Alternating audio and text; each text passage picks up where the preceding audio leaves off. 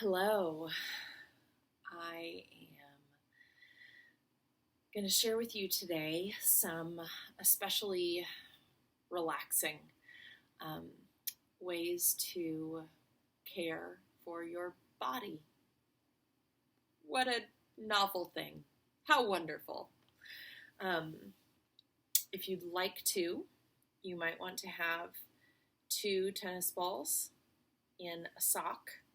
They're pretty close to one another, like 3 inches apart, something like that. Or if you just have one tennis ball, that's totally cool too. Whatever you've got. Or no tennis balls, it'll be fine. We'll do a little bit of self-massage on our back especially. And some acupressure. Why not try it? Some tool to use if we need it. It's a kind of gray day here in Dallas, and I'm cherishing it, knowing that soon the heat will come and will bring its own joy, but also its own sweat and exhaustion in a different way with it. So I've been thinking about the ways that our bodies are made to tell us, communicate with us, the kind of condition they're in, and what our bodies need. Often I've found that my body desires, longs for, craves, seeks out the things that are good for it, that it needs, like a nap or a hamburger, more iron or whatever I might be needing or looking for. And part of what our culture often teaches us, or whatever environment we might be in, can try to keep us from listening to our bodies. Or I've felt like I've been trained to try to subdue my body, to bend it to my will, to tell it what's good for it. And I was thinking this morning about the way that humans, according to Christian thought, are body and soul. We are spirit and flesh. And I've been wondering about the way that those are equal relationships and not like one, subsumed or submissive to the other, but that God has created us to be communicated with, both through our bodies and our souls, through our spirits and our flesh. What's the point of having made us bodies and flesh if only the spirit and the soul are like worthy of communicating with? This may not be clicking for you at all, which is totally fine. We all come from different backgrounds and different strains of thought, and that's just what I've been wondering about recently, trying to pay more attention to this body that God has given me, that God has created, and to recognize that more things are happening in my body than I can recognize or understand, and that sometimes perhaps the call that I have is to allow my brain, my mind, my spirit to trust and go along with my body, even if I don't understand why. And that's one of the things that I've learned in meditation too, that sometimes we don't know why we feel a certain way, or why something hurts. And sometimes it's helpful to consider that, be curious about it, figure it out. But sometimes it just does, and we don't know why, and we're not going to figure out why. And so sometimes the work is to just go along with it. Yesterday, my husband and I were talking about our little kids, 1 and 4, who were batshit. They were batshit yesterday. And I was like, well, maybe it's because it was so rainy all day, they couldn't get outside. And then after I texted that to him, because he was falling asleep with one kid, I was getting the other one ready for bed. And he was like, yeah, maybe. And I was like, let me look up the phase of the moon. And the moon is not going to be full for another week. And then I was like, well, I don't really know why. And we kind of came to the understanding that we don't understand. We don't know why they were so crazy yesterday. And sometimes we just don't know. We're just called to be with ourselves, to be with whoever it is that's in front of us, even if we don't quite understand what's going on or why. So that,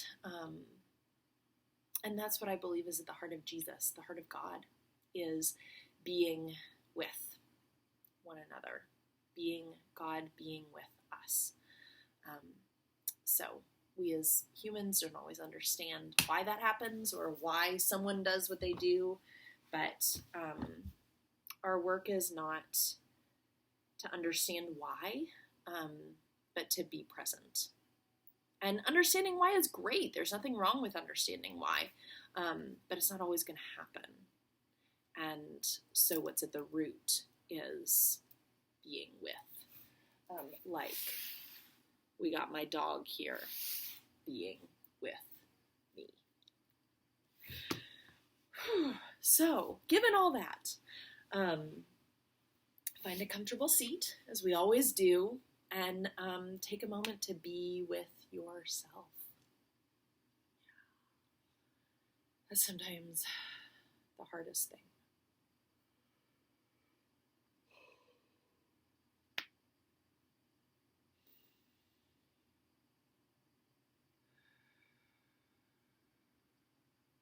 Allow your breath to be deep. Allow your seat to be steady. Allow your spine to grow up tall out of your steady seat.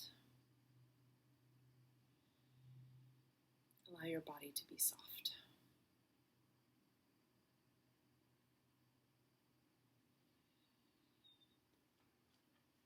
We'll start with a few gentle stretches for your spine, as we often do. I just think the spine is so important to our wellness and our well-being. It's like the root, the center, anatomically it is, right? From our brains to our brainstem, down our spine, our spinal cord. It is just the nerve center. It is the information center. It's just keeping us all together, right? So right arm down to the ground. That's what this hand is on. Inhale your left arm up to the sky and over any amount. Moving that stretch wherever it needs to be. Maybe it's nice and high. This is a big stretch in your shoulder. Maybe the stretch goes way into your obliques, your abdominal muscles, your ribs. Maybe you open up to the sky and the stretch goes in to your heart and your chest. Ooh, yeah. Maybe I've been doing a lot of rolling over, so I don't know that I need, maybe as much stretch, turning my body, my heart down toward the ground, but Maybe you do. And then, on an inhale, bring yourself back up to center as we always do. Take an inhale and exhale here. Noticing both sides of your body. And then as you feel ready, that left hand down to the mat or the floor. Inhaling the right arm up toward the sky and over any amount. And maybe it's real big stretch in your arm. Maybe it's a stretch in your ribs. Maybe it's a stretch into your obliques. Maybe you open up toward the sky. Maybe you, move down toward the ground. Finding that stretch wherever you need it. We'll do a little bit of stretching, twisting, just a little gentle twisting. Inhale and exhale. Inhale your arms up toward the sky. Maybe open your heart a little bit. Wow, sorry about all the yawning. Left hand to your right knee. And twisting toward the right any amount. Deep inhale, which might feel a little bit tight in your body, which is good. It's kind of squeezing all of your beautiful organs. And feel that release of your exhale. Take 2 more breaths here in this gentle twist. 1 more. And release. Inhale, arms up to the sky. And exhale to the left. Right hand to your left knee. 3 breaths here. Inhale and exhale. Inhale and exhale.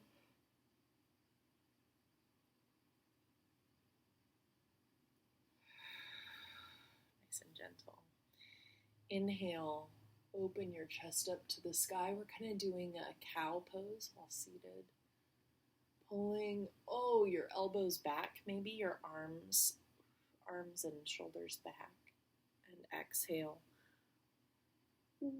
Moving into this cat pose on the side so you can see what's going on here like this. Yeah. Inhale.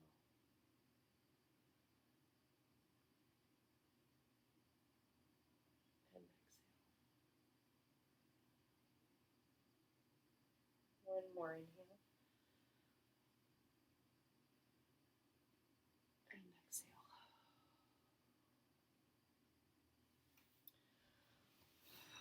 Bring yourself back to center. Maybe just do a barrel roll or 2, feeling how everything is moving in your back. Things are maybe a little bit juiced up. Those vertebrae moving a little bit more easily, sliding around a little bit. Oh, that's nice. All right. We're going to try a few acupressure points. Just to kind of give you some items in your toolbox to use if you're ever feeling anxious or stressed, if you need a little bit of relaxation. I will try, given how relaxed I apparently am with my yawning, not to fall asleep. So, 1 point is right here. So this is something that's super cool about acupressure points throughout your body, this Chinese medicine. Often, when you find them, they're like a little divot. They're like actual places in your body where, like a needle, if you're doing acupuncture, or your finger, or the eraser of a pencil, kind of that size of item, just like fits well. Like your body knows and wants to have some pressure there to help. Does that make sense? Well, here we go. So, This is known kind of as your third eye point. So when you're coming into an acupressure point, you want to kind of feel around. Want to kind of gently see what's happening there. See what the bones feel like around that spot. Up and down, side to side, round and round. See what the muscles and the fascia feel like around that spot. And then start to kind of feel in, because I'm closing my eyes so I can concentrate better, feel into where there might be like a little spot that feels like the right spot, right? And then the idea is that you apply a gentle pressure. You're not like trying to give yourself a headache here. But actually, this is like a headache or tension relieving relaxation sort of spot. So if you would with me, just find it. See what it might be. We'll take 5 breaths here. Maybe do a little bit of a body scan while your finger is on this point, applying just that gentle pressure. Notice any sensations that start to develop in your body.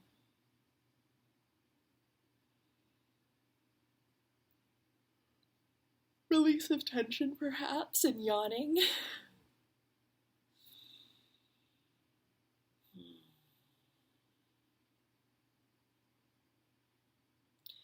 And then as you finish your time holding this spot or any acupressure spot, you want to kind of leave gently.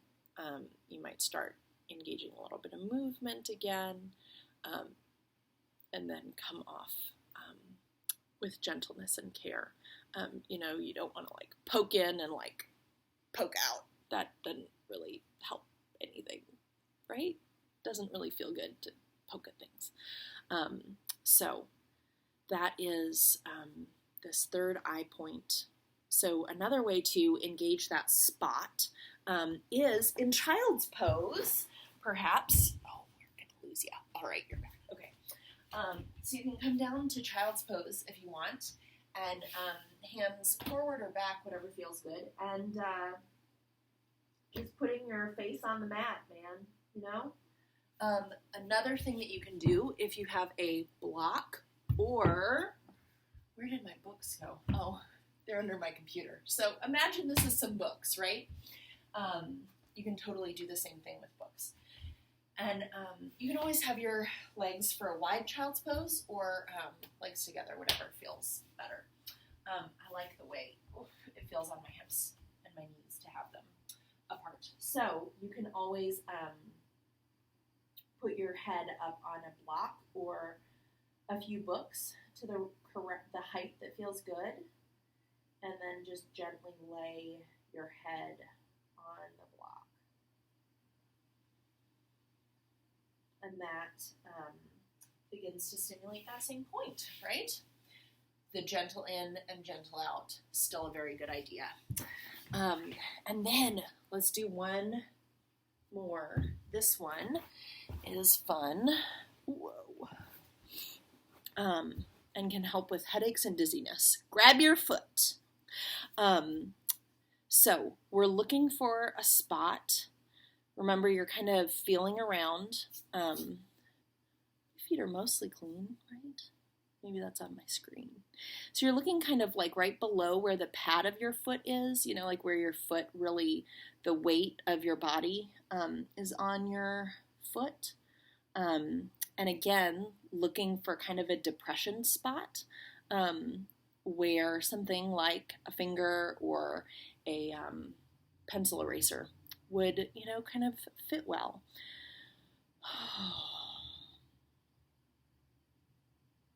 So it's usually right.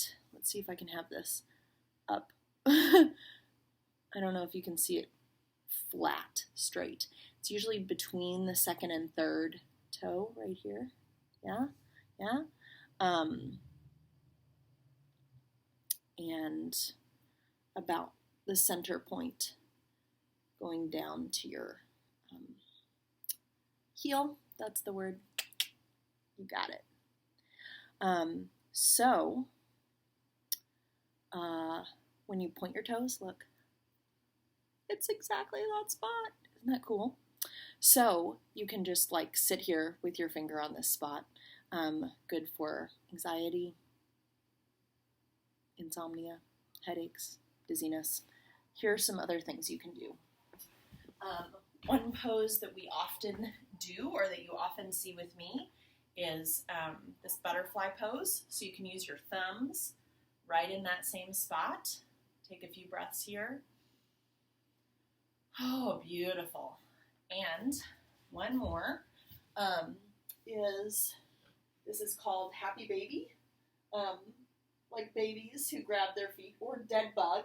And you can also maybe either with your thumb or your middle finger, with your hands reaching around the outside blade of your foot, find that same spot in this relieving pose. One thing that's kind of nice to do here is to, this is so silly to do on a screen, but here we are, to roll side to side a little bit, and bring some comfort and massage, self-massage, right, to your hips and your lower back. Speaking of your back, one last little thing. We're going to put this set of balls. One thing that's awesome to do, I had a really bad crick right in this part of my shoulder, and my husband was out of town. So I couldn't really, really get the pressure I wanted back here because it's pretty far back. But let me tell you, you lay yourself on a tennis ball and you can get right in there. Oh, a little bit of self-massage there. Now the other thing you can do is put these two balls on either side of your spine. I'm going to have it pretty high up on my spine, so you can see. Kind of allowing it to get toward, my upper back and even my shoulders. See, kind of nice and high. Right now I have my hips down, and that's a nice amount of pressure. You can also have your hips up, which might put a little bit more pressure on you. Yeah. You can find a spot, and you can just stay there. Bring yourself into a position where you might be able to relax, if that's the word. Just leave the pressure there for a minute or a few minutes. One of the things that I always find so interesting is that when I find this in yin yoga too, when I come to an edge, or when, like right now, I have some pressure on a point of tension in my body, often that tension says, oh, okay, I have to get out. And it runs somewhere else in my body. It tries to just stay in my body, and I have to keep breathing and acknowledging it, saying, oh, hello. Like right now, this tension has moved to the right side of my jaw. I feel you, tension. I see you, tension. I recognize that you're here in my body. I don't know if I can quite go so far as welcoming it, though that would totally be allowed. You can totally welcome tension. But I can go as far as acknowledging it. And often, just like little kids and feelings, or even grown-ups and feelings, am I right? When you acknowledge a feeling or a tension or an opinion, when that thing feels heard, recognized, seen, then it's like, oh, okay, good. You know I'm here. So I'm good now. Bye. And it just leaves. And that's what I find that with my kids and with myself. And doesn't that perhaps go back to acknowledging the power and what's going on in our bodies, the wisdom of our bodies. That when we acknowledge, recognize, sit with what's happening in our bodies, what's happening with each other, being present with each other, then it's able to resolve and just release. Good luck out there.